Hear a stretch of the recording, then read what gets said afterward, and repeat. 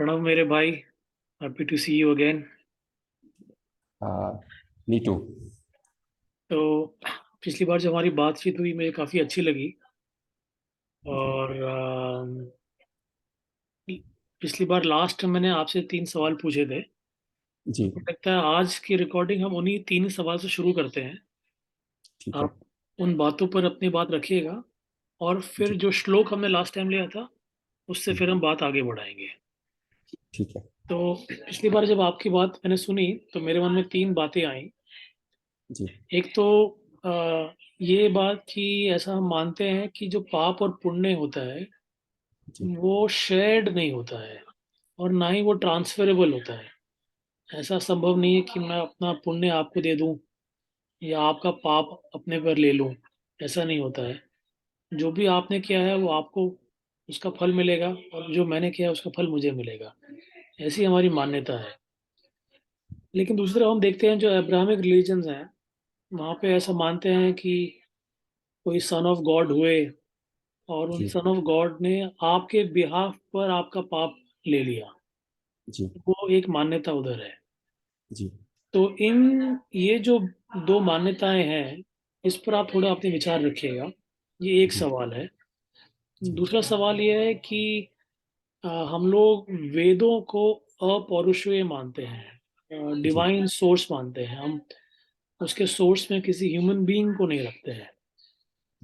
ऐसी मान्यता का हमारे समाज पर क्या असर पड़ा है? या जैसे धर्मपाल जी कहते हैं कि जो हमारा जो मानस है, हमारा मानस इस मान्यता से कैसे जुड़ता है, थोड़ा आप इसमें विचार इस पे भी रखिएगा। जी। और जो तीसरा सवाल है, जो कि मुझे बहुत अच्छा लगा, कि जो भी बात कहने के लायक है या जो बात इंस्क्राइब करने के लायक है, उसको छंद में कहना चाहिए, या उसको छंद में कहा जाता है। ये बात मुझे बहुत अच्छी इसलिए लगी क्योंकि मैं पिछले कुछ समय से ये सोच रहा हूँ कि भारत जो है वो आम, कला प्रधान सभ्यता रहा है। जी। यहाँ पे जो जिसको हम ओरल ट्रेडिशन कहते हैं, ओरल ट्रेडिशन में जो इंस्क्रिप्शन है वो ओरली होगा। और जब आप ये बात कर रहे थे तो मुझे लगा कि जो इम्पोर्टेंट बात है उसको इंस्क्राइब करने के लिए फॉर फ्यूचर जनरेशन्स, जी। इसको छंद में कहा जाता है। शायद ऐसी एक परंपरा रही है। तो जी। इन तीनों बातों पे आप अपनी बात रखिए, और उसके बाद फिर हम वापस उस श्लोक पे लौटते हैं जो हमने पिछली बार शुरू करी थी। जी। हाँ। श्री राम जय राम जय जय राम। नमोस्तु रामाय सलक्ष्मणाय देव्यै च तस्यै जनकात्मजाय। नमोस्तु रुद्रेन्द्र यमानिलेभ्यो नमोस्तु चंद्रार्क मरुत्कणेभ्यः। आपको पिछली बार शायद ये श्लोक की आ, नहीं सुनाया होगा, पर आप ये भी सुने होंगे। कूजन्तं राम रामेति मधुरं मधुराक्षरम् आरुह्य कविता शाखां वंदे वाल्मीकि कोकिलम्। हम इस पर भी चर्चा करेंगे, पर पहले आपके जो प्रश्न हैं, पहला प्रश्न ये है कि क्या हमारे यहाँ पाप और पुण्य उसको किसी और को दे सकते हैं क्या? और उसके साथ साथ किसी और को किसी और का पाप और पुण्य अ, ले सकते हैं क्या? तो पहले ये बात से शुरू कर दूं कि अब्राहमिक रिलीजन्स में जो आपने क्राइस्तव धर्म की जो बात बताई, वो भी आपको अ, सनातन धर्म के एक अंग के रूप में आप देख सकते हैं। तो वो कैसा, वो भी मैं आपको बता दूंगा। जब मैं रत्नाकर की कहानी सुना रहा था, मैंने कहा कि रत्नाकर एक नाम है, आपको जो बाद में वाल्मीकि हुए, उनके पिछले जिंदगी के बारे में हम बात कर रहे थे। तो उनका एक नाम तो अग्नि शर्मा था। अग्नि शर्मा, रत्नाकर, ये दोनों नाम आपको मिलेंगे। और अग्नि शर्मा नाम से आपको स्कांद पुराण में वाल्मीकि की पूर्व चरिता को बताई गया यही। तो मैं जो आपको सप्तर्षियों ने आना और अत्रि मुनि के उपदेश, ये सब प्राप्त करने का श्लोक आपको स्कांद पुराण में मिलेंगे। तो अत्रि मुनि का प्रश्न क्या था? वो ये था कि देखो, तुम जो कर रहे हो, इससे जो फल मिल रहा है, और जो जिस जिस रूप से तुम अपने परिवार की पालन पोषण करने के लिए जो तुम आ, अभी कमा रहे हो, तो इस कमाने में अगर कोई पाप और पुण्य हो, तो उस पाप और पुण्य में किसका हिस्सा है? ये था प्रश्न। तो वहां पर अग्नि शर्मा रत्नाकर का ये उत्तर था कि जो भी मैं जिसके लिए कर रहा हूँ, जो भी इसके भोक्ता है, वे सब इसके अ, भोग मुझसे मेरे साथ करेंगे। तब अत्रि मुनि ने कहा, तुम ऐसे सोच रहे हो, तुम जाके पूछो कि तुम्हारे जो ये कमाने की जो रीति है, उससे अगर पाप हो तो कोई लेगा क्या? तो जैसे कि बताया, दोनों माता पिता ने कहा कि हमने कभी तुम्हें अधर्म करके या किसी की हत्या करके या किसी को चोट पहुंचाकर पैसे कमाने की तो हमने कभी तुम्हें किसी तरह इसकी शिक्षा नहीं की। जैसे कि मैंने आपसे कहा, ये जो बचपन में ही दुष्ट सांगत्य में आकर ये बिगड़ गया। तो हमको तुम्हारे पापों से कोई लेना देना नहीं है। और जब ये अपने पत्नी के पास गया तो वो भी यही कहा। और जो लड़का था, तो लड़का ने कहा, मुझे तो ये सब बहुत बड़े बातें हैं, पर मेरा प्रश्न ये है कि मुझे क्यों लेना है? देखिए, हमारे यहाँ पाप और पुण्य कैसे आएंगे, उसका एक बहुत ही गहरी समझ हमारे परंपरा में रही है। इसको समझाने में मैं आपको एक कहानी सुनाऊंगा। तो हमारे शरीर में अनेक अंग हैं। तो एक एक अंग की एक एक देवता है। तो ऐसा हुआ कि बहुत साल पहले एक ऐसा एक एक व्यक्ति था जिन्होंने बहुत मेहनत करके एक सुंदर सा बाग बनाया। तो ये बगीचा बनाकर वो उसको देखभाल कर रहा था, और बहुत ही सुंदर था। इतना सुंदर कि तुम आपको ये स्वर्ग में जो नंदनवन है, तो उस नंदनवन की आपको आप अगर देखते हैं तो आपको ऐसा एक पहचान आ जाएगी कि हाँ, ये तो नंदनवन हमारे पास भी है। तो उतना सुंदर उन्होंने इसका देखभाल की और उसको बगीचा को बनाया। तो उसका ये जो बगीचा था, वो उसका प्राण के समान था।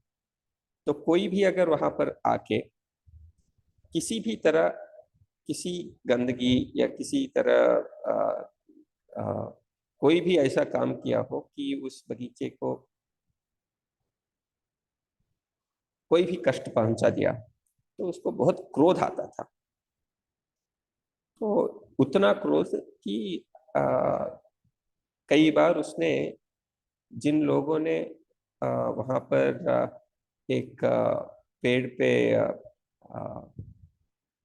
अपने पाँव रखकर चला गया, जिससे वहां पर एक फूल जो था वो पैर के नीचे दबा दिया गया, तो उसको बहुत क्रोध आ गया और इतना पीटा उस व्यक्ति को कि वो 2-3 दिन बाद मर गया।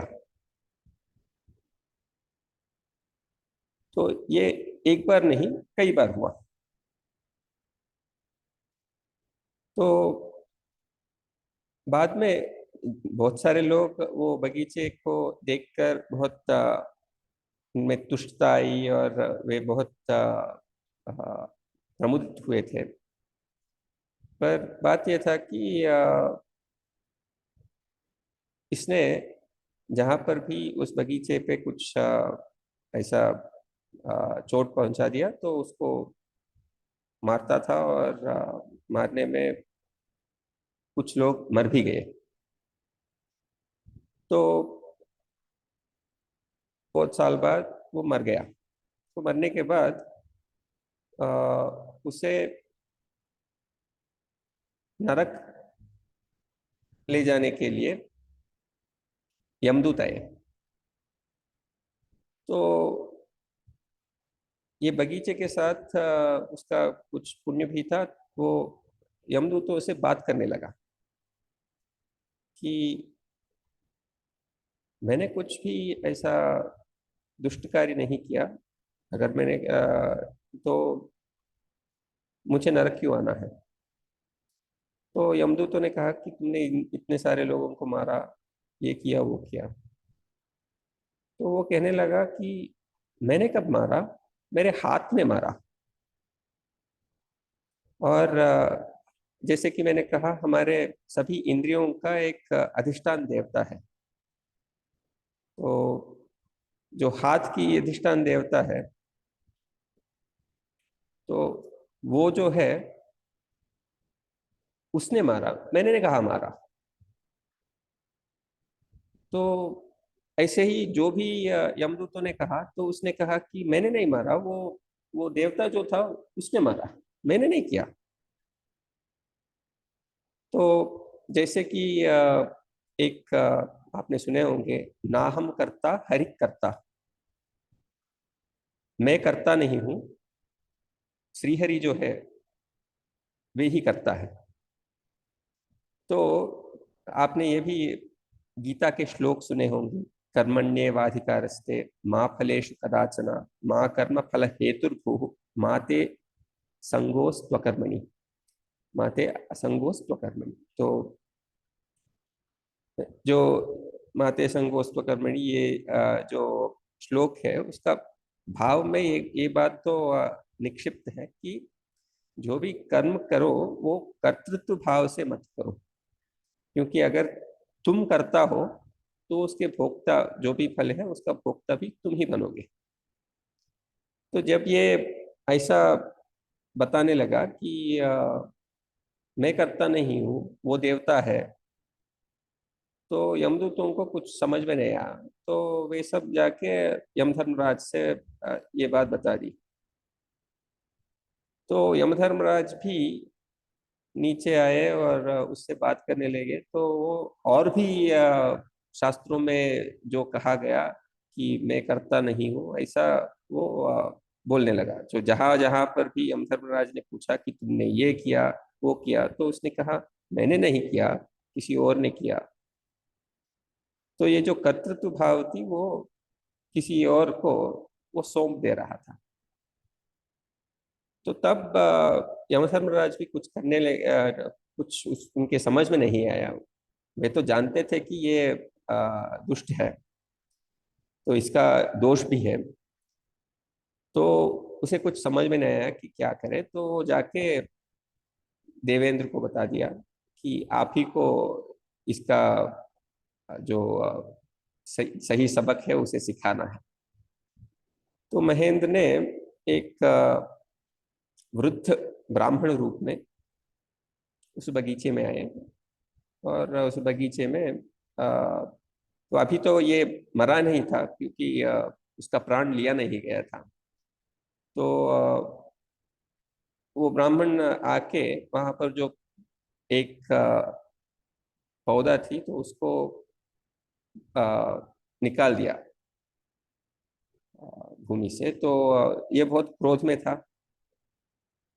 तो बात ये था कि हाथों में जो देवता है वो इंद्र है। तो ये इंद्र ने किया ऐसा वो बताता था। तो अभी इंद्र ही आया था, और इंद्र वहां से एक जो पौधा था उसको हटा दिया। तो ये क्रोध में आके मारने के लिए जब आया था, तो ये वो पौधा जो था वो वहां से लेके बाहर जाने की ऐसा एक चेष्टा कर रहा था। और जब करने के समय जब वो क्रोध से आ रहा था, तो उस बगीचे की जो सुंदरता है उसको वर्णन करके जो भी इसे बनाया उसका जो महत्ता है उस महत्ता के गुणगान करने लगा इंद्र ने। तो जब ये गुणगान उस बगीचे के और को बनाने वाले को जब कर रहा था, तो ये जो क्रोधित हमारा जो व्यक्ति था वो बहुत ही संतुष्ट था।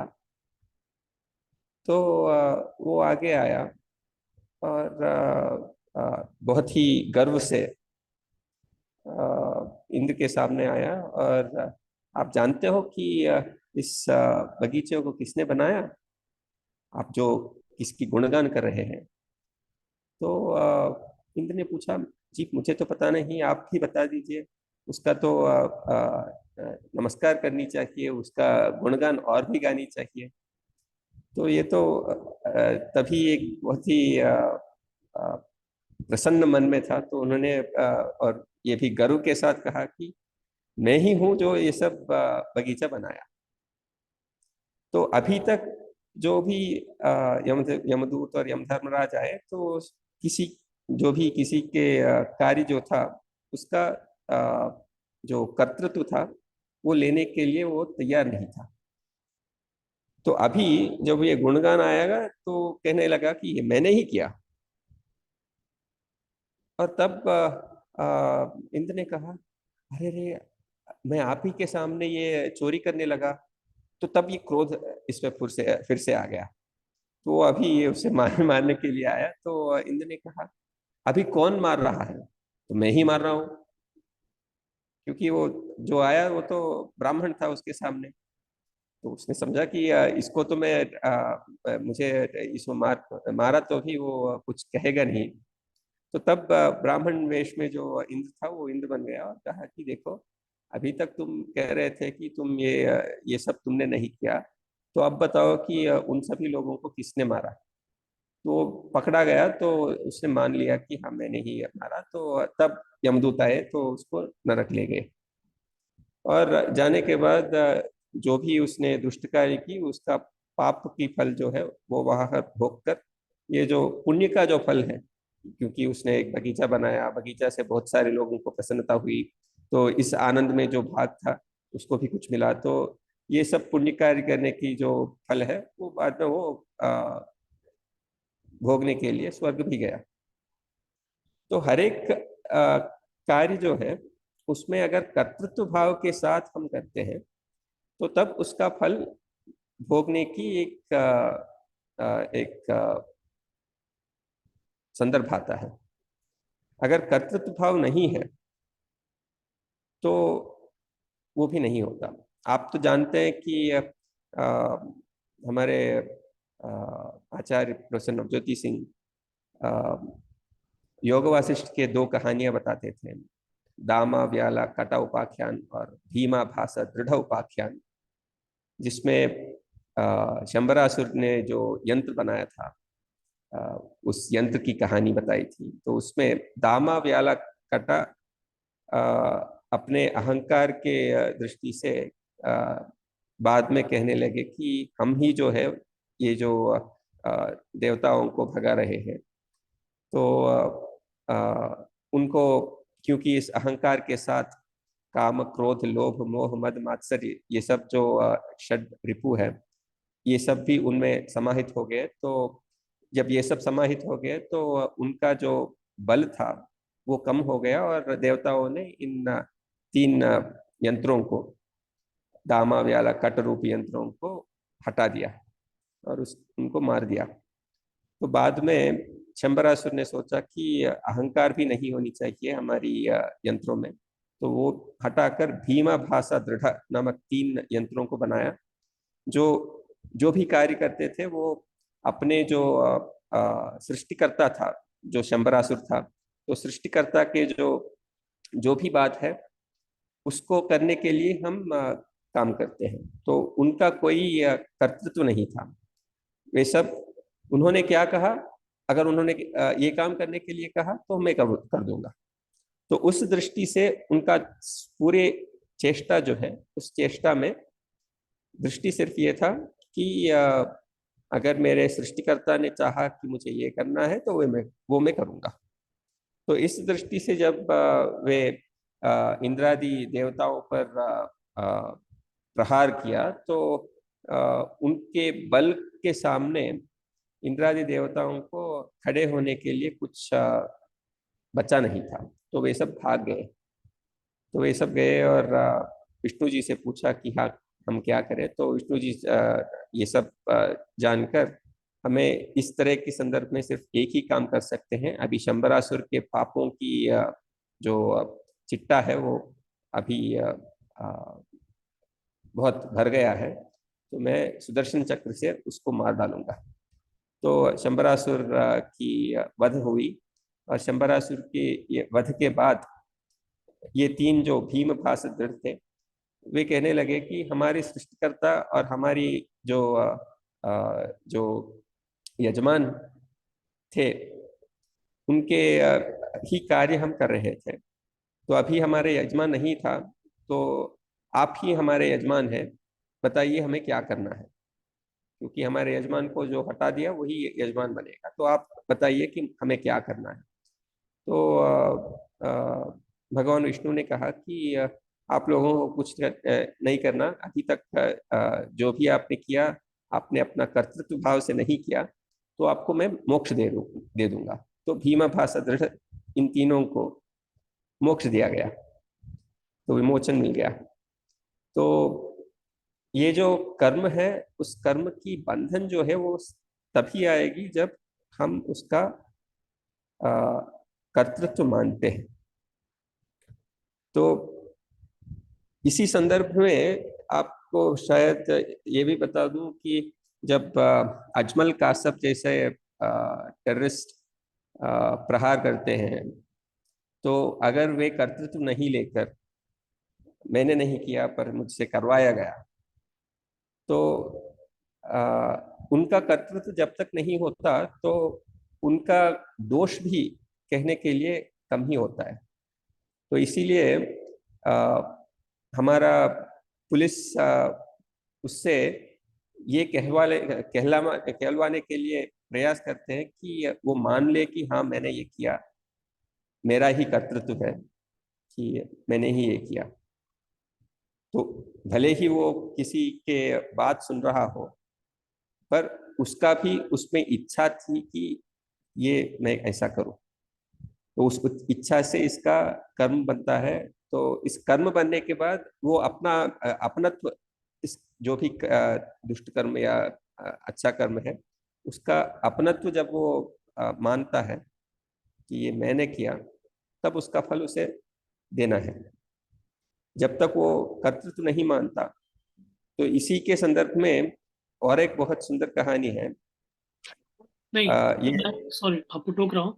तो जी। क्या ऐसा संभव है, या क्या ऐसा नैतिक कार्य होगा कि अजमल कसाब के पिता बोले कि भाई आप ये मेरी परवरिश में गलती थी, तो कसाब ने जो किया उसका दंड आप मुझे दे दीजिए, कसाब को मत दीजिए। कसाब का जो पाप है वो मैं ले लेता हूँ। ऐसा ऐसा हो ट्रांसफर सकता करना है। संभव है? ऐसा संभव है, जरूर संभव है। आ, तो हमारे आ, मुझे अभी नाम याद नहीं आ रहे, पर आपको मैं अगले सेशन में उनका नाम भी बता दूंगा। एक कहानी हमें शायद महाभारत में ही मिलेगा कि एक बार अरण्य में एक ब्राह्मण और उनके पिता एक दूसरे के सामने आए थे, और जो ब्राह्मण था उसके पिता को ही एक चोर मानकर उसको पीटा, और वो मर गया। तो अपने पिता की ही हत्या उसने कर दी। तो ये जो ब्राह्मण था वो एक ऋषि भी था। तो उसने अपने अ, छोटा भाई जो था उसको जाके कहा कि मैंने ये गलती कर दी, तुम मुझे इस पाप से बचाने के लिए प्रायश्चित करो। क्योंकि वहाँ के राजा एक यज्ञ के निर्वहन के लिए ऋत्विकों को पूछ रहा था। तो उसने कहा कि मैं ऋत्विज बन के वहां पर यज्ञ करवाऊंगा, तो तुम ये पाप लेकर, मेरा पाप जो है वो लेकर उसका प्रायश्चित करो। तो ये जो उसका ऋषि का जो भाई था वो प्रायश्चित करके आया था। और कहानी और भी उसमें बहुत ही ट्विस्ट है। वो किसी और समय में उनके नाम के साथ आपको बता दूंगा। पर ये जो भावना है कि क्या ऐसा हो सकता है कि किसी के जो पाप है वो किसी और को देकर आप कार्य कर सकते हैं, ऐसा हो सकता है। जैसे कि पाप की भी आप दान कर सकते हैं। तो अगर वाल्मीकि का परिवार एक्सेप्ट कर लेता पाप में भागीदारी, जी। तो तो आपको, नहीं नहीं, तभी तो वो वाल्मीकि बनता नहीं था ना। फिर तब वाल्मीकि तब नहीं बनता। तब तो रामायण भी आपको हम रामायण के बारे में चर्चा भी नहीं किए होंगे। तो हम इस तरह से देखा जाए तो उस अग्नि शर्मा के माता पिता और लड़का और माता, पत्नी, इन सभी के आभार है कि ये जो उन्होंने बताया। तो और एक बात भी, एक इसमें एक और मॉरल, महत्वपूर्ण। सॉरी, इसमें एक और मॉरल क्वेश्चन पूछने का मन है। जी।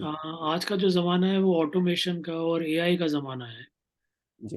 यहाँ अमेरिका में वैसी गाड़ियाँ चलती हैं जो ऑटो पायलट पे चलती हैं गाड़ियाँ। जी। अब ये ऑटो पायलट वाली जो गाड़ी है जो एक पैसेंजर को एक जगह से दूसरी जगह ले जा रही है, जी। इसका पुण्य ड्राइवर को मिलेगा या जो गाड़ी का जो डिज़ाइन जिसने किया है उसको मिलेगा? या भी उसका डिजाइनर को ही मिलेगा, क्योंकि यहाँ पर कहना ये नहीं था कि वो अपने आप के मन से या अपने अपनी की इच्छा से काम कर रहा है।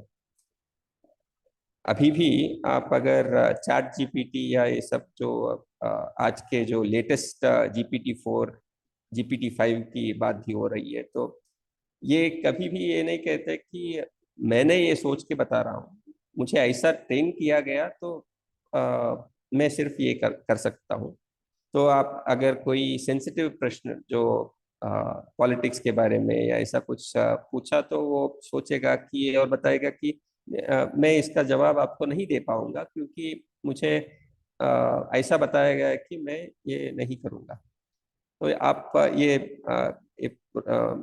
ये जो आई रोबो नामक एक आइजैक असिमोव की पुस्तक के आधारित एक हॉलीवुड मूवी भी बनी थी। तो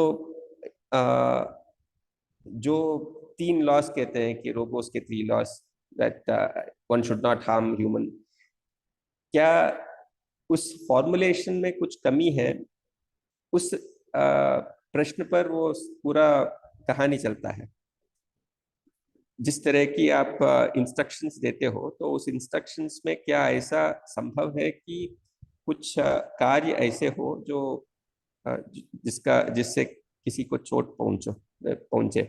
तो जैसे कि अभी जो आपने ऑटोमेटेड कार्स की बताई, कह दीजिए, समझ लीजिए अगर ऑटोमेटेड कार के चलने से एक एक्सीडेंट हो गया, और एक्सीडेंट होने में जिसको एक्सीडेंट हुआ उसको उसने कुछ गलती नहीं की। जब ये सीसीटीवी का ये सब देखा तो उसने कोई गलती नहीं की, पर जो प्रोग्रामिंग था उस प्रोग्रामिंग में जो भी ट्रैफिक रूल्स बताए दिए गए, उस रूल्स में ही कुछ गड़बड़ था। और उस रूल्स को एग्जीक्यूट करने में जब ये एक्सीडेंट हुआ, तो उस रूल्स बनाने वाले का और उस रूल्स को एग्जीक्यूट करने के लिए जो प्रोग्राम लिखा गया, इन दोनों में किसको ये जो किसी ने कोई मर गया तो उसका पाप किसको मिलेगा? ये जो प्रश्न है वो सामान्यतया आसान प्रश्न नहीं है, क्योंकि आपको वहां पर जो भी सटलिटीज है, तो यहाँ पर एग्रीगेशन जो होता है, जैसे कि आज के समय हम कहते हैं कि देखो, जैसे कि सोशल जस्टिस चर्चा में इनके पूर्वजों ने बहुत पाप किया, तो इसीलिए ये सब लोग जो है वो उनको उनके जो अभी के संतति है उसका पाप है, इसीलिए उनको एक द्वेष भाव से देखे या भेदभाव से देखे। तो ये जो बात है यहाँ पर एग्रीगेशन हो रही है, क्योंकि ऐसा हुआ हुआ होगा कि देखो, जब एक ग्रुप को ले तो किसी के पूर्वज ने कोई ऐसा दुष्ट कार्य किया हो सकता है, और जिसके वजह से आज के समय में कोई व्यक्ति और किसी एक परिवार को, जिस परिवार को चोट पहुंची है, वो अभी भी उसका जो जो दुष्टता है, उस दुष्टता का प्रभाव अभी भी वो सह रहा हो। तो ऐसा हो सकता है। पर जब आप एक एग्रीगेशन करके कहते हैं कि इस एग्रीगेट ने ये दुष्ट कार्य किया और इसके लिए ये सब भोग रहे हैं, ऐसा अगर आप कुछ करना चाहते हो, तो वो धर्मशास्त्र के हिसाब तो वहां पर चुकता नहीं है, क्योंकि धर्मशास्त्र का जो जो भी चर्चा होती है पाप और पुण्य का, वो बहुत ही सटल होता है। जैसे कि मैंने आपने अभी जो बता रहा था कि कर्तृत्व भाव है कि नहीं, और उसके साथ साथ अभी के जो जो भी क्रिमिनल लॉ है, उसमें भी आप इंटेंट क्या था वो पूछते हैं। एक मर्डर हुआ तो उस मर्डर का इंटेंट क्या है? तो अगर वो सेल्फ डिफेंस में हो तो उसका एक एक दृष्टि से आप देखते हो। अगर आप प्लॉट करके किसी की हत्या करना चाहते हो तो उसका प्रभाव अलग सी है। तो ये इंटेंट की जो बात है वो बहुत ही महत्वपूर्ण है। और आज के समय में जो चेष्टा है और चेष्टा की जो फल है, जैसी करनी वैसी भरनी, तो जैसी करनी में वो करना जो है वो कर्तृत्व भाव से ही आता है। नहीं तो आप नहीं कर रहे हो, कोई और की कहने में या उस भाव से कि मैं नहीं करता हूं, हरि करता है, हरि मानी भगवान करता है, सिर्फ वही करता है। तो ये ऐसा एक भावना है। और ये जो दामव्याल कट और भीम भास्कर की कहानी योग वासिष्ठ में है। तो योग वासिष्ठ में एक इसमें राम जी को इसमें एक और आपके सामने मैं रखना चाहता हूँ सिनेरियो। जी ये जो नाजी ट्रायल हुए थे, आइकमैन आइकमैन ट्रायल, जी उसमें आया था, जिसमें उन्होंने कहा था कि भाई हमने गोली तो मारी है लेकिन हम तो वी वर फॉलोइंग ऑर्डर्स। है ना, जो एक प्रिसाइजली। आदमी पकड़े गए, उन्होंने कहा कि हमारा कर्तृत्व भाव था, because we were the one who pressed the trigger, we were the one who shot the Jew, but we were only following orders. Right. इस पे आपको क्या कहना है? See, so long as they say that we are just following orders, it was their duty to follow the orders. They did not have any other option but to follow the orders. which is why say Hannah Arendt तो, speaks of banality of evil. तो जो जो तो फौजी banality, जो तो soldier है उसके ऊपर जी हत्या का आरोप नहीं आएगा। उस पर सिर्फ यही आप कह सकते हैं कि इसके जो हैंडलर्स थे, उस हैंडलर्स को अगर आप पकड़ नहीं पाएंगे, वो हैंडलर अभी नहीं रहा, तो आप किस तरह से ये जो दुष्ट कांड हुई उसका जो जो भी जस्टिस, जो लोग इससे प्रभावित हुए और दुख सह रहे हैं, तो अगर वे न्याय मांगते हैं तो न्याय कैसे दिलाए, ये जो प्रश्न है, आप कह सकते हैं कि हम न्याय नहीं दिला सकते, क्योंकि जो पाप किया उसका पाप तो वो जरूर उसका भुगतना वो उसमें लिखा हुआ है, ऐसा आप कह सकते हैं। पर तब आप कह रहे हैं कि अ, इन सबके जो राजा है वो सिर्फ भगवान है। तो भूलोक में अगर राजा हो तो राजा की क्या लक्षण है? तो भूलोक में राजा अगर कुछ तरह की शिक्षा दे, और उससे या कोई किसी रूप से उसे शिक्षित करे, शिक्षित करने में दंड भी दिया हो, तो हर दंड भी शिक्षित करने के लिए ही होता है। तो दंड जब राजा देता है तो जो भी पाप किया हो वो पाप का हल, उस दंड अगर सही दंड हो तो वही हो जाता है। अगर ज्यादा दंड या कम दंड राजा दिया तो राजा को ही पाप पहुंचेगा कि उसने सही रीति से जो पाप किया गया या जो दुष्ट कार्य हुआ उसका हल करने में वो सही ढंग से उसका जो प्रभाव था उसको उसने अच्छी रूप से उसका समझ उसे नहीं था। तो ये समझ ना होना और राजा के स्थान में रहना, ये बहुत ही कठिन बात है। तो इसीलिए जो भी राजा हो, वो युधिष्ठिर भी हो, तो उसे पहले नरक जाना पड़ता है, क्योंकि अपने जीवन भर राजा अनेक ऐसे निर्णय लिया होगा जो कम या ज्यादा हो सके, यानी कम पनिशमेंट हो या ज्यादा पनिशमेंट हो, दंड कम हो या ज्यादा, तो ऐसा हो सकता है। तो इसीलिए राजा बनना बहुत ही एक कठिन बात है, क्योंकि उसके साथ जो ये बात भी है कि अगर सही तरह से न्याय नहीं दिया तो उसका पाप किसको मिलेगा? वो राजा को ही मिलेगा। तो अभी राजा नहीं है, तो राजा के स्थान में जो उसके अधिकार जिसको प्राप्त है उस पर जाएगा। और अधिकार भी जैसे कि लिमिटेड सॉवरेंटी के दृष्टि से आज के समय में कहते हैं, तो उसे कहीं ना कहीं ये निर्णय लेना पड़ता है। जैसे कि आप देखते हैं कि कई बार पुलिस एनकाउंटर कर देते हैं, तो एनकाउंटर करना तो ये साधारण बात नहीं है, वो असाधारण बात है। तो तब वे एक निर्णय ले रहे हैं कि इसे तो अगर मैं अ, अगर ये सच है कि जिसका एनकाउंटर हुआ वो सही में दुष्ट था और उसको फांसी भी मिलनी चाहिए थी, तो ये जो ड्यू प्रोसेस है, ड्यू प्रोसेस के आधारित उसको शिक्षा या जो दंड देना वो अगर संभव नहीं है, तो अन्य रूप से वही दंड दिलाना। हमारे यहाँ ये मानते हैं कि ऐसा हुआ तो उसे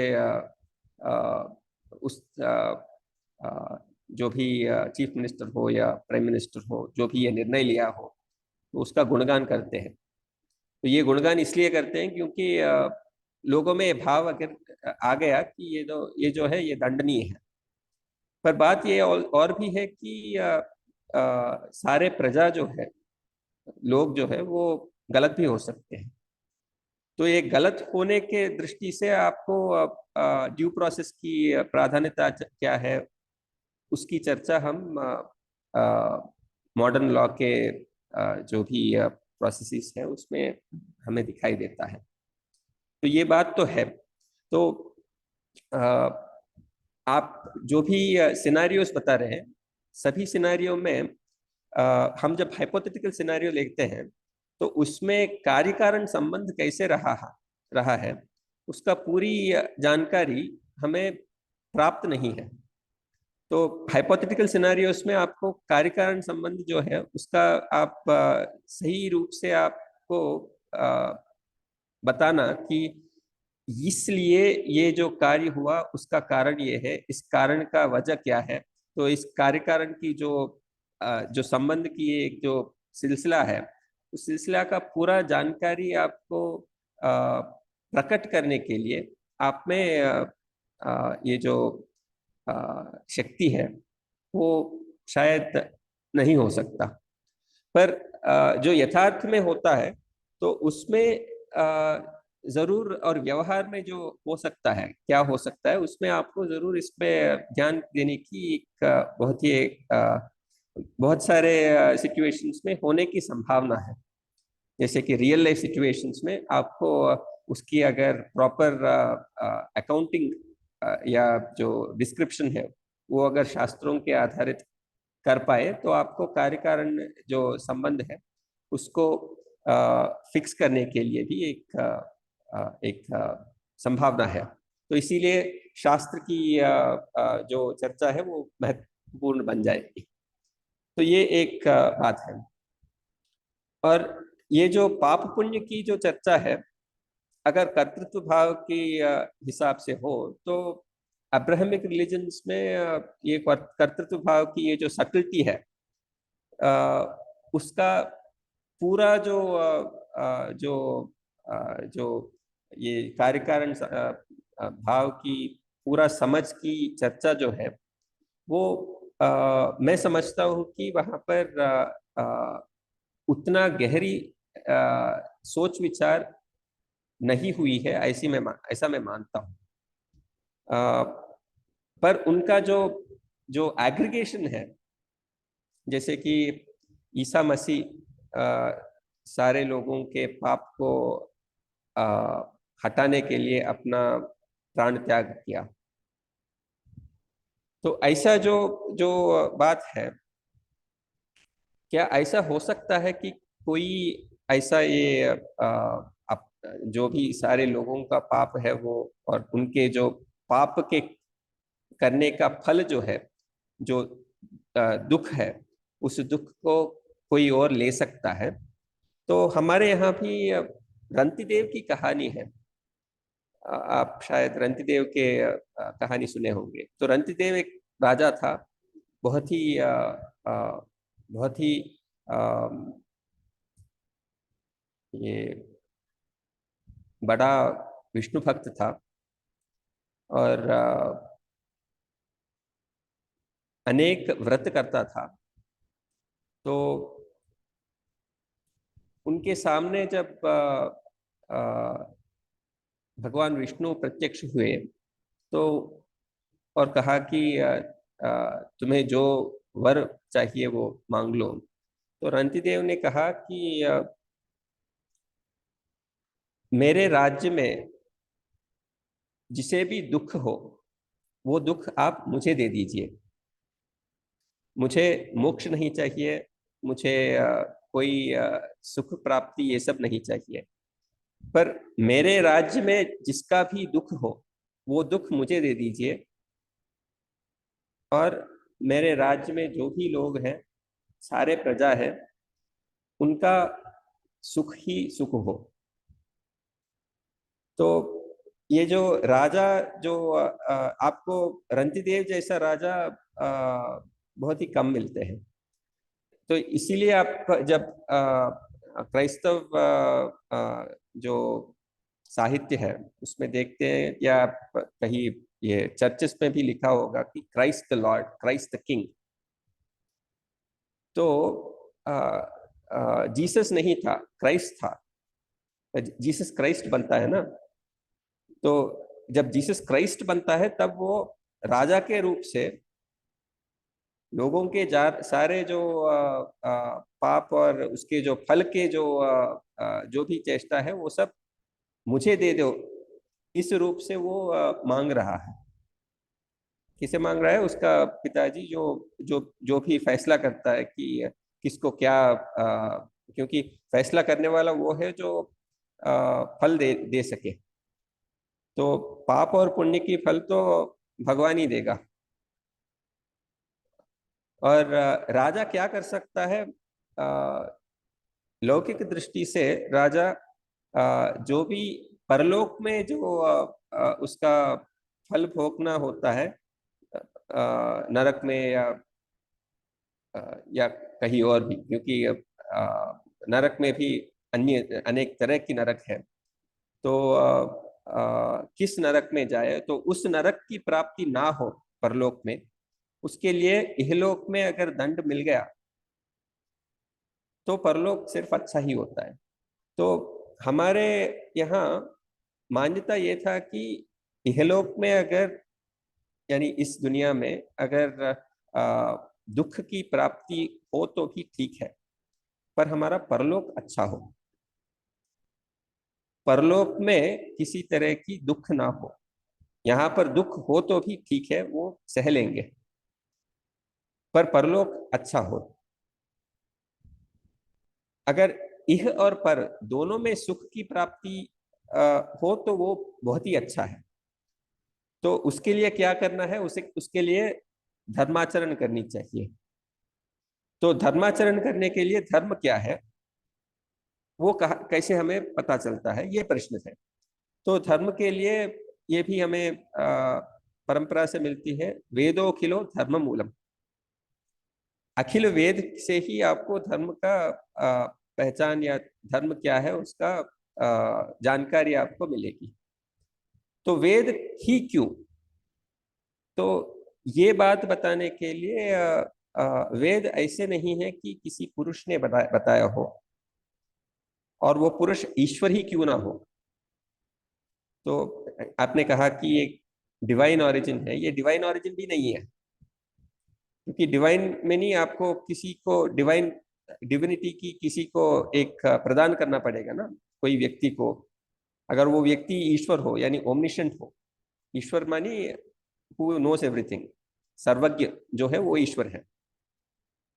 तो ईश्वर भी नहीं है, ये इसलिए कहा गया, जैसे कि मैं पिछले बार भी कहा कि वेद भगवान के निश्वास, हमारा जो उच्छ्वास है वो नहीं, जब निश्वास लेते हैं, अगर आपको श्वास लेना हो अंदर तो तब आप कुछ प्रयास करते हैं, पर जब आप आपके नाक से जब जो वायु को निकलते हैं, बाहर निकल देते हैं, तो आपके प्रयास कुछ नहीं होता। जो भी प्रयास है वो जब लेने में ही होता है। तो भगवान के निश्वास से ये वेद निकले हैं, ऐसे मानना जो है वो इसलिए अपौरुषेय है, क्योंकि निश्वास से जो निकल रहा है, किसी की जो वहां पर किसी की पर्पसिव एक्शन नहीं था, वो कोई कर्म नहीं था जिसके लिए एक इच्छा हो। भगवान ने अपने इच्छा के द्वारा नहीं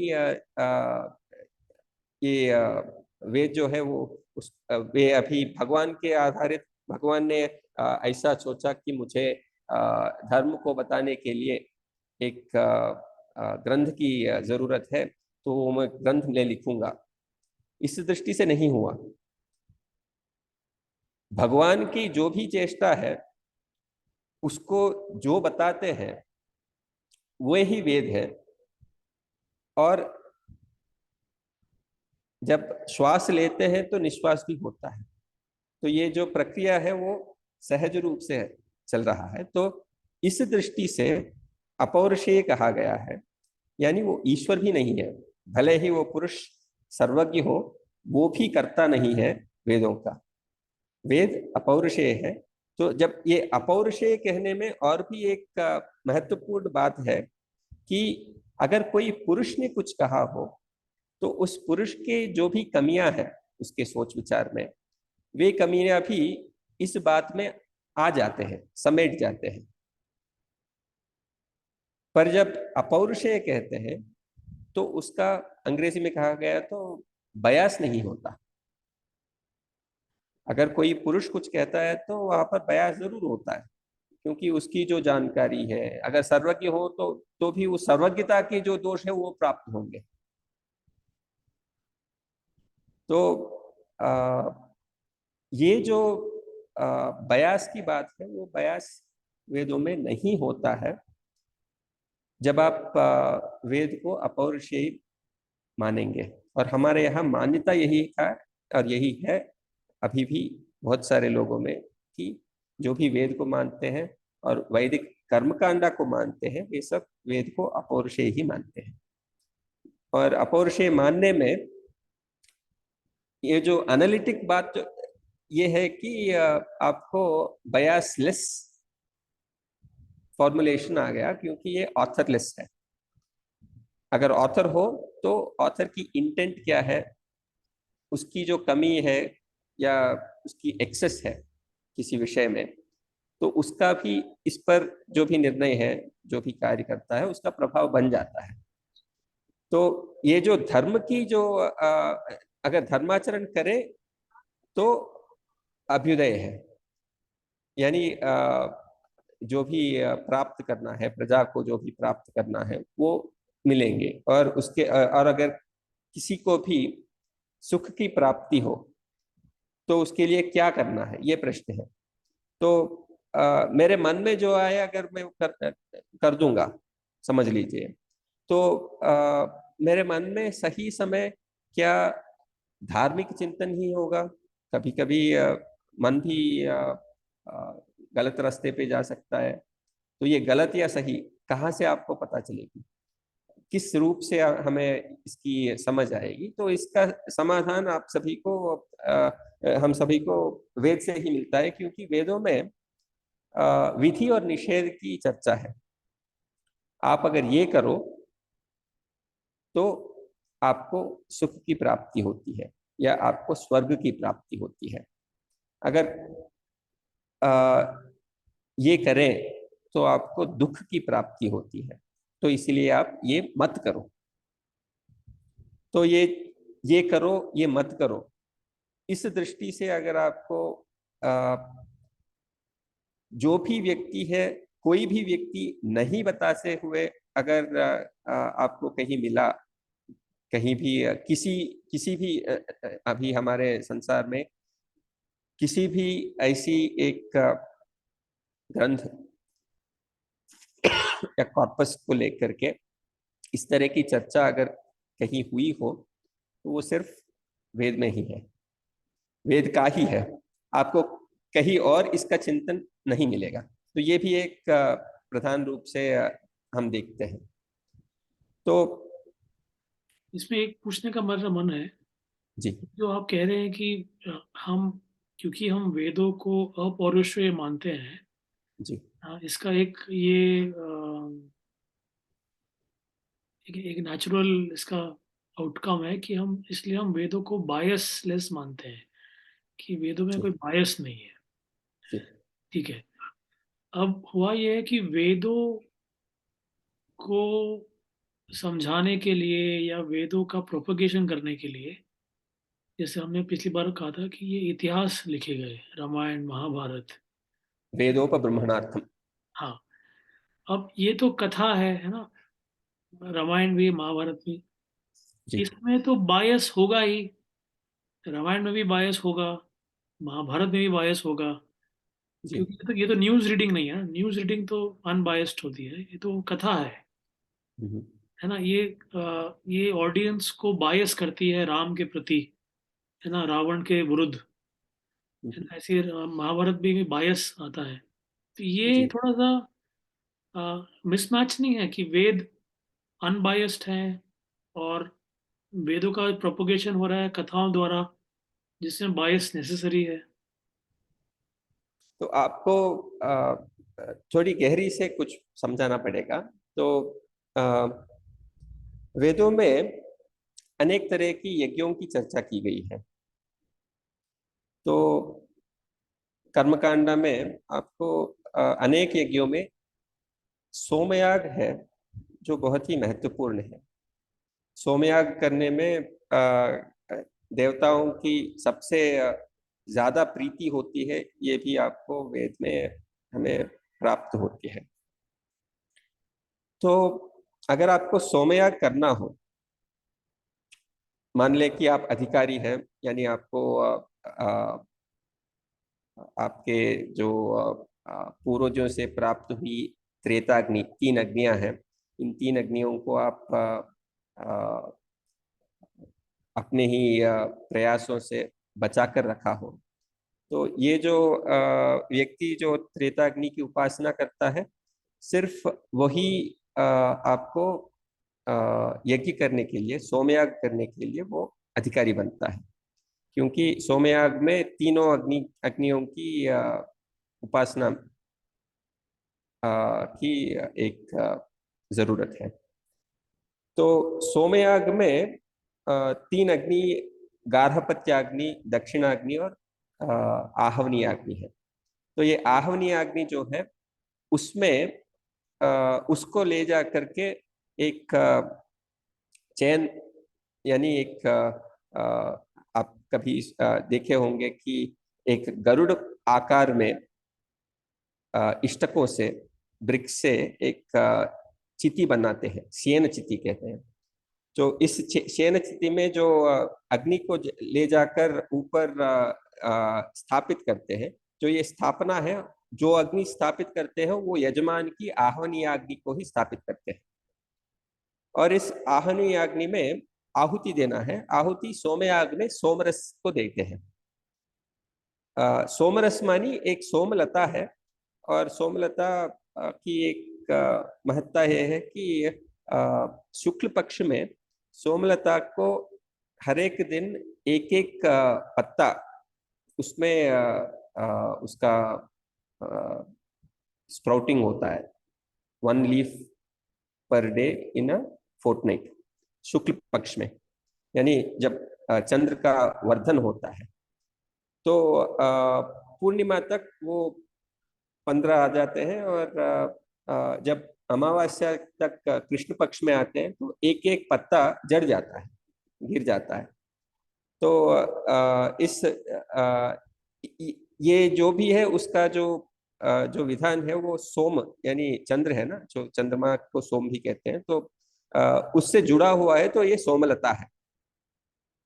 तो इस सोमलता से जो रस है, उस रस को इस यज्ञों में, इन यज्ञों में मंत्र पूर्वक आहुति देना है। और वो जिस देवता के प्रति देते हैं, वो अग्नि देवता उस देवता को लेकर दे देता है। तो अग्नि जो है वो हव्यवाहन है, जो जो कि अनुसंधान करता है देवताओं के बीच में। और ये जो यजमान है, तो यजमान जो चाहता है वो पहुंचाने वाला अग्नि है।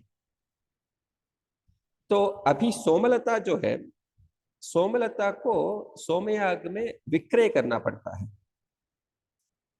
सोमलता ऐसे ही नहीं मिलता, किसी को बेचना पड़ता है। तो सोम विक्रय जो है वो करने के बिना आपको सोमयाग की पूर्ति नहीं होगी। पर सोम विक्रय करना महापाप है। भला ही कोई अपना सोम लता जो है, जिससे अगर वो यज्ञ किए तो वो देवताओं को प्रीति करके उसका ही जो अभ्युदय और स्वर्ग प्राप्ति होती है, वो किसी और को क्यों बेचना है। पर अगर नहीं बेचा गया तो यज्ञ की पूर्ति नहीं होती। तो महापाप करने के बाद ही महापुण्य कार्य जो है वो सोमयाग की आपको एक संभावना, ये होने की संभावना बनती है। यानी वेदों में ऐसा नहीं कहा गया कि ये जो कार्य कारण जो भी कार्य हो जो बताए गए, तो उसमें पाप और पुण्य की ये जो एक ही कॉइन के दो एक सिक्के के दो मुंह है ना, तो उस उसी तरह आपको पाप और पुण्य की चर्चा की गई है। अगर आप रामायण को देखें तो ये बात सही है कि रावण अधर्मी था। ये बात भी सही है कि रामो विग्रहवान धर्म, ये बात रामायण से ही मिलता है।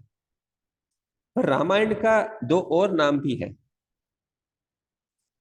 एक है सीतायास चरितम महत, ये भी श्लोकों में ही मिलता है। वो हम हर एक श्लोक को देखने की इच्छा से हम ये चर्चा कर रहे हैं, तो आपको ये सीतायास चरितम महत। और दूसरा नाम है पौलस्त्य वधा। रावण जो था वो पुलस्त्य ब्रह्मा का पौत्र था, तो पौलस्त्य था। तो पौलस्त्य की वधा जो है, तो तीन नाम है, रामायण, सीतायास चरितम महत और पौलस्त्य वधा। और पौलस्त्य वध के रूप में अगर आप रामायण को देखते हैं, आपको रावण की दुष्टता जो है वो आपको समझने में बहुत ही कठिन होता है जब रामायण को ऐसे ही हम देखते हैं। क्योंकि देखिए, रावण सीता को लेके तो गया, पर रावण को एक श्राप था। वो श्राप ये था कि अगर किसी भी महिला को वो काम दृष्टि से उठाकर ले जाता है, तो उसका सिर जो है वो 1000 पीसेस में वो एक्सप्लोड हो जाता है, तो विस्फोटन हो जाती है। तो 1000 एक भागों में उसका विस्फोट हो जाता है। तो ये जो बात उसका ये शाप का ज्ञान तो रावण को था। तो जब सीता जी को वो उठाकर ले जाता है, तो किस भाव से वो ले जा रहा था, तो वो सीता को माता के रूप में ही वो ले जाता है। अगर वो किसी और दृष्टि से ले जाता तो क्योंकि उसे ये शाप था, तो वहीं पर वो मर जाता। और वहां पर ले जाने के बाद वो सीता को मनाने में लगता है। अगर सीता अपने आप अगर आती है तो रावण को कोई चोट नहीं पहुंचता। तो सीता जैसी महासुंदरी सामने रहकर भी रावण उसकी जो उसको मांग रहा था कि मैं राम से भी अधिक हूँ। और वो चाह रहा था कि सीता को भड़काए, ऐसा भड़काए वैसे भड़काए। तो सीतायाश्चरितम महत ये इसलिए है कि सीता जो है, सीता वो रावण का जो ये भावना है, ये सब सीता भी वो उसके पूरा समझ में था। अगर वे चाहती है थी तो रावण को वहीं पर सीता ही मार सकती थी। पर वो राम को ही आने आने का इच्छा इसलिए प्रकट करती है कि इससे राम को श्रेय मिले, मेरे पति को श्रेय मिले, ये सीता की भावना है। ये सीता की सीता या चरितम महत इसलिए है क्योंकि सीता की ये जो इच्छा है, वो इच्छा से ही ये सब पूरा रामायण चलता है।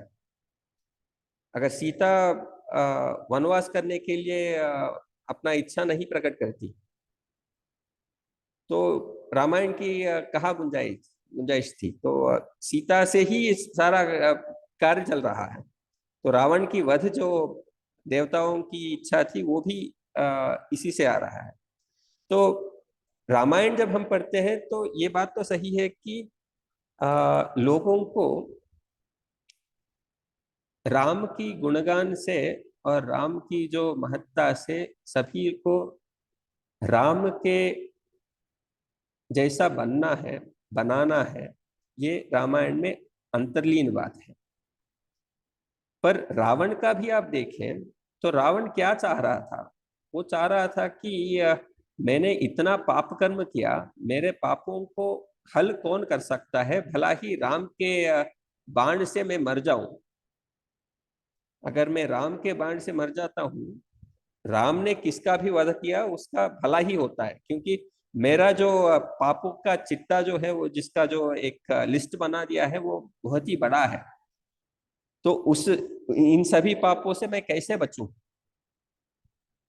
तो इस दृष्टि से अगर रावण सबसे अ, शक्तिशाली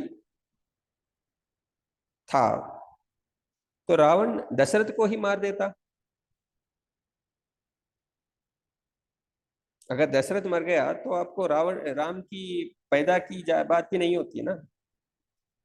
तो ये प्रश्न भी पूछना है कि जब दशरथ राज्य कर रहा था, रावण तो बहुत शक्तिशाली था, बहुत ही सालों से राज्य कर रहा था। तो रावण ने पूरा दुनिया भर में राजाओं को हरा दिया, पर अयोध्या के राजा रघुवंश में जो पैदा हुआ दशरथ को क्यों छोड़ दिया? ये प्रश्न का भी हमें समाधान देना पड़ेगा ना।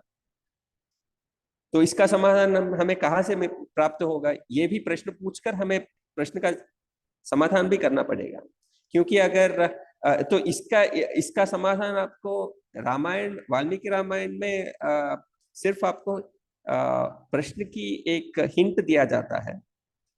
पर इसीलिए जब हम वैदिक वांग्मय को देखते हैं, यानी अ, वेद, इतिहास, पुराण और उसके साथ साथ जो भी लिखे गए हैं, ये सब वैदिक वांग्मय है।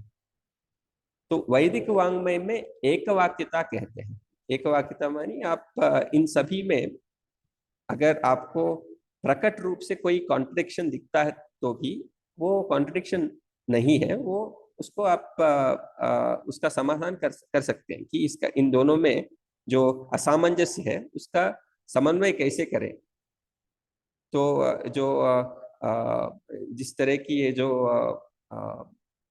जो प्रकट रूप से आपको ये कॉन्ट्रडिक्शन जैसा दिखता है, उसका समन्वय कैसे करना है, वो एक जो शास्त्र जानता है और जो जिसका अनुष्ठान ज्यादा है, वही कर पाता है। सारे लोगों को प्रयास से ही ये काम करना पड़ता है। पर वैदिक वाङ्मय में एक वाक्यता की जो बात है, वो हमारे परंपरा में मान लेते हैं। तो इस परंपरा में जो एक वाक्यता है, ये जानने के लिए ही जो रामायण में ये जो बातें हैं, अगर रावण उतना शक्तिशाली था तो वो दशरथ को क्यों छोड़ दिया, जनक को क्यों छोड़ दिया, उनको भी मार देता। वहां पर क्या हो रहा है उसका भी हमें जवाब तो देना पड़ेगा ना। तो रावण शक्तिशाली होकर भी इस पर प्रहार क्यों नहीं किया, युद्ध नहीं किया, क्यों नहीं किया? तो इसका भी जवाब आपको जो रामायण के अनेक जो रामायण कहे गए हैं, वाल्मीकि ही नहीं, योग वासिष्ठ की रचना की है इसे मानते हैं। और ऐसे ही आपको अदृष्ट रामायण, नहीं नहीं, अद्भुत रामायण, आनंद रामायण, ऐसा बहुत सारे रामायण है। और उसके साथ साथ पुराणों में भी रामायण की कथा और रामायण की कहानियां, जैसे कि मैंने कहा स्कांद पुराण में वाल्मीकि की पूर्व चरित्र की कहानी बताई गई है। तो इन सभी में आपको एकवाक्यता क्या है वो देखकर ही आपको पूरा समझ में आएगी कि रामायण को किस रूप से हमें समझनी चाहिए। तो इसीलिए कहानी के रूप में हम जब रामायण कहते हैं, तो अगर आपको तर्कशास्त्र की समझ नहीं है, तो रामायण या महाभारत समझ में नहीं आती। आपको व्याकरण और तर्कशास्त्र की जानकारी है हो, और आपका तर्कशास्त्र आप एक गुरु के पास सीख कर जब आप रामायण पढ़ने लगते हैं, तो आपको इसका जो भी कनेक्शंस है या किस तरह से आप तर्क करके इसमें जो अंतर्लीन भाव बताया गया वो कैसे आपको समझ में आएगी, ये बात है। जैसे कि उत्तरकांड में ये जो कहानी आपको बताया कि रावण का एक शाप है इसका आपको उत्तरकांड में ही आपको कहानी मिलता है। तो नलकूबर की पत्नी जो रंभा थी, वो एक अप्सरा थी। तो उस अप्सरा के श्राप से रावण का, और ऐसे ही शाप दो तीन है। तो ठीक है। दशरथ के पूर्वजों में एक राजा था जिसको रावण ने मार दिया। ठीक है, तो इसको अब हाँ, आगे लेते हैं। मुझे बाकी मोटी मोटी बात समझ में आ गई है ना। हाँ। हाँ। तो ये जो कार्य कारण संबंध जो बताया गया आपको, इतिहास महाभारत या रामायण में, अगर दुष्ट कार्य आप करते हो तो उसका फल आपको दुख ही होगा। और अगर आप शुभ कार्य, पुण्य कार्य करते हो तो उसका फल आपको सुख रूप से मिलता है। ये सब आपको रामायण से ही प्राप्त है। तो जब रामायण कोई पढ़ेगा तो ये जो बयास की बात है इसमें इसलिए नहीं आएगा, क्योंकि एक बात यह है कि आ, ये कह रहा है कि ये करो तो ये होगा। उसके बाद की चर्चा ये है कि देखो, अगर ऐसा हुआ हो पहले ही कि इस तरह की कार्य आप करो तो ये दुख में दुख पहुंचाने वाला है, तो ये मत करो। ये बात आपको रामायण में कहानी के बाद वाल्मीकि जरूर कहते हैं। पर आप वाल्मीकि की बात नहीं सुन सकते हैं, आपकी मर्जी है, क्योंकि ये पौरुषेय है ना। वाल्मीकि इतिहास जब बताते हैं वो ठीक है कि ये कार्य करे तो इसका फल ये होगा, पर ये फल दुखदायक है, तो इसलिए आप ये मत करो। ये बात जो वाल्मीकि जोड़ देते हैं आप वो छोड़ दीजिए। आपको अगर रावण की कर्म जो है वो अच्छा लगता है, वो ठीक है, कर दीजिए।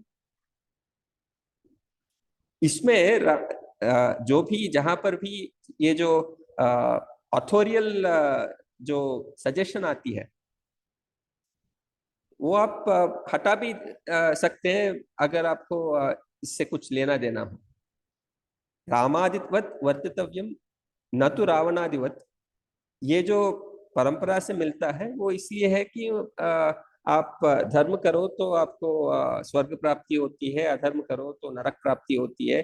तो ये जो बात है, अगर आपको इसका कोई लेना देना नहीं है तो आप कह सकते हैं कि हाँ, मैं जो भी कार्य करता हूँ और मेरे इच्छा से और मेरे कर्तृत्व भाव से जो मैं भी करता हूँ, जो जो भी मैं करता हूँ, तो उसका फल जो है वो भोगने के लिए मैं तैयार हूँ, मैं सिद्ध हूँ, समसिद्ध हूँ। तो इस भावना से जब हमारे परंपरा को समझते हैं तो ये बात जो है वो अब्राहमिक रिलीजन्स में पहले क्राइस्तव लोगों को बहुत ही ये कष्ट पहुंचा दिया। इसलिए कष्ट पहुंचा दिया कि ये लोग तो they don't have any sense of evil, they don't have any sense of good. Absolute evil की कोई गुंजाइश ही नहीं है। तो अगर ये चाहते हैं कि हाँ, मैं फल भोगने के लिए तैयार हूँ, I am ready to go to नरक and I will kill these people, then there is no restriction insofar as Hindu thought is concerned that you cannot do that.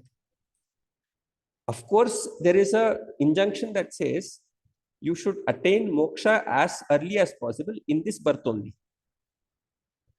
But if somebody says, I don't want my moksha in this birth, I can postpone it for another birth, and I want to be a bad person only because say native, what is natural to me is that, जैसे कि दुर्योधन कहता था, दुर्योधन की पाप और पुण्य और क्या धर्म है क्या अधर्म है वो पूरा वो जानता था। तो इसीलिए वो कहता है ना कि जानामि धर्मम न च मे प्रवृत्ति, जानामि अधर्मम न च मे निवृत्ति। यानी धर्म को जानकर भी उसमें प्रवृत्त नहीं होता मैं। ये अधर्म है, ये जानकारी है, पर फिर भी उसको छोड़ नहीं देता। तो दुर्योधन के तरह लोग हो सकते हैं, क्यों नहीं हो सकते हैं? लोग का हर एक तरह के होते हैं ना, तो दुर्योधन की तरह भी हो सकते हैं, रावण की तरह भी हो सकते हैं। पर बात सिर्फ ये बताया गया कि जो भी आप करो उसका फल आपको भोगना पड़ता है। जी तो जी आप फल भोगने के लिए तैयार हो तो आप जो भी करना चाहो वो कर दो। जी। There's nothing stopping you. Whereas in Abrahamic religions, there indeed is a very strong kind of binding, because they say you need to go to uh, heavens only. जन्नत को ही आपको जाना है, जन्नत को जाना है या हेवंस को ही जाना है, हेल नहीं. So therefore say there is a force that the religion brings in, saying if you do this, if you don't do this, and it will actually restrict you so much in terms of what you do. And if you take, say, Veda properly and take the Vithinisheda properly, then you are equally, say, tied up. But here you will find that, say, for every kind of scenario, and it is accepted in the Veda, like, say, ब्रह्महत्या पातक यानी ब्राह्मण को मारना एक बहुत ही बड़ा पाप है, पर इंद्र ही करता है. वृत्रासुर को मारना और उसके भाई को मारना, ये जो दोनों बात जो है वो ब्रह्महत्या ही है, पर इंद्र करता है. और इंद्र तो क्यों करता है इसका कहानी, और ये क्यों करता है इसका भी बहुत कुछ हमें चर्चा करनी पड़ेगी. पर बात यह है कि इट इज नॉट से black and white story here that is apparent. It is actually black and white only. But point still is, black is good, white is bad, is also something that you might as well come out with it when you say that I am ready to accept whatever is the consequence of what I do. Yeah. So this last thing which you have said, I think is very thought provoking to me. मैंने ऐसा कभी सोचा नहीं था ना. और ये जो आपने अभी जो बात कही है, और ये जो डिस्टिंक्शन किया है अब्राहमिक रिलीजियस एटीट्यूड में, जी, और जो एक बार फिर से दोहरा दूं, Abrahamic religions, whatever is good in them, is already part of Vaidika Dharma, Sanatana Dharma. Whatever is actually stated to be the good part of it, all of it you can actually find it again in Vaidika Dharma. Whatever are those which are actually specifically, say, unique to or claim that it is unique to, say, Abrahamic religions and not part of Sanatana Dharma, that part you can actually read it negatively in the sense of the consequential, say, the Karyakarana Sambandha that you can actually gain from the Veda. You can actually see, say, wherever it goes against what is present in Veda, what would be the consequences of it. You can actually have an analysis of that done. So I do not seriously think that Abrahamic religions as such are to be treated as anything different from, say, incomplete part of the Sanatana Dharma. The completion can happen when you actually include, say, all these other aspects which are part of life, which are experienced in life. But Abrahamic religions, because they are actually directing people to ensure that you attain heaven in this birth itself, they have many restrictions, and all these restrictions are directed towards, say, ensuring that the person is a pious person. So if in Islam, for example, if you are seriously following the Karmakanda of Islam, which is like the extreme Karmakanda in the sense, rituals and what you need to do every day from morning till evening, you would not have any other time to do anything else. yes, yes. जिहाद करने के लिए समय कहाँ बचा है? ठीक है, ठीक है. So, तो अभी इस चर्चा को यहाँ person who is very strongly ritualist, will have no he time. would not have any, they would not have time to do anything else but, say, do what the book says. Yeah. That is true equally of, say, a Yagika, Karmakanda. Okay. So how does Icha play a role? So how does desire get understood in each of these? So in Islam, you say that you need to curb desires, even if it means, say, genital mutilation. So all these are basically to try and ensure that you see, say, you are not going astray. Forcibly not going astray is a key part. Okay, so we will revisit these issues again, Ichha, and all that again. So you had a third question also, right? हाँ, So अभी के लिए इतना रोक लेते हैं. And next time, then we'll begin with the shloka. And also in between, I'll ask the third question again. But अभी के लिए इतना है ना, हो गया है. And there's of course plenty for me to think about what you have said in this session. But I'll revisit this conversation again, as we move in ahead. fact, say, before we end, let me say that I am grateful and indebted to two gurus through who I have gotten this idea of, say, understanding Ramayana in this manner. One, of course, is Kavi Samrat Viswanath Satyanarayana, whose writings have influenced me thoroughly in terms of understanding how our itihasas and our parampara needs to be looked at. There is Brahmasri Tadepalli Raghavanarayan Shastri Garu, who has actually posed the questions that I posed in this. So he himself asked, why didn't Ravana kill Dasharatha? And he answered that because he learned it from his father, who wrote a work called Sri Rama Kathamritam. And I was fortunate to read the essays, lectures that he has actually delivered on this. And there is another great scholar by name Brahmasri Malladi Chandrasekhar Shastri. He was a Sringeri Purana Pravachana Pandit.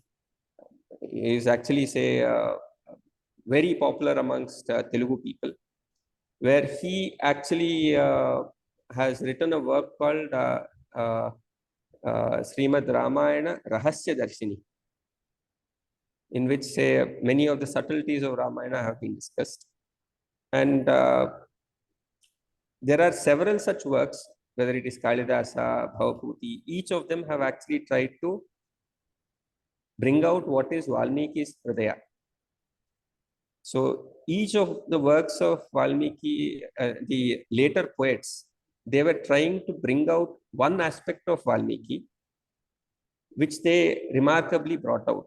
So in order to understand Valmiki Ramayana, the entire parampara has to be understood, because it's written in a very, very subtle and crisp manner, as if it's a sutra. So the rest of the works which are there, the entire parampara is actually trying to understand what was Valmiki trying to say, because Valmiki has given the entire, say, Veda essence as a part of the shlokas itself. So much so that if there is a word used by Valmiki, even if you have a equivalent word which also fits the chandas in which, say, the shlokas, the Anushtup chandas, if you replace that also, if the chandas actually is not going to be violated, you cannot remove one word from it and put another in its place.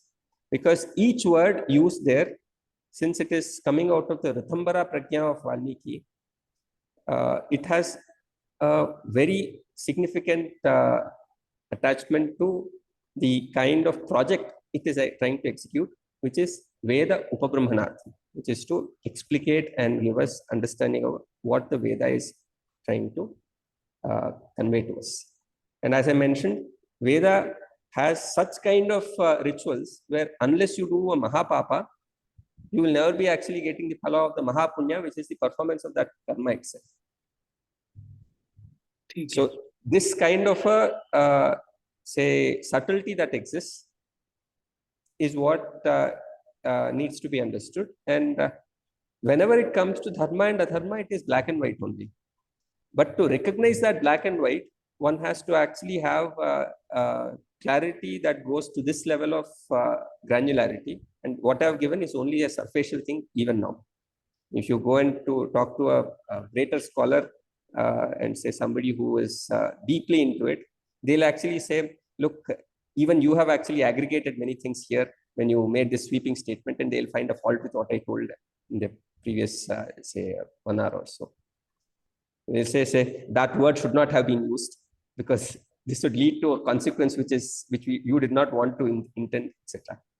So our ability to say capture language in its say full significance is something that is limited by our own understanding of the weight of these words. Certainly. So But let us end with says again shloka thinking of Rama. yeah. Apadamapahartaram dataram sarvasampadam lokabhiramam sriramam bhuyo bhuyo namamyaham. So say it with me, Sri Rama Jai Rama Jai Jai Rama. Shri Ram Jai Ram Jai Jai Ram. Yeah. ठीक है. Thank you Pranav. We'll stop this recording now और फिर अगली बार जल्दी मिलते हैं. जरूर. नमस्ते.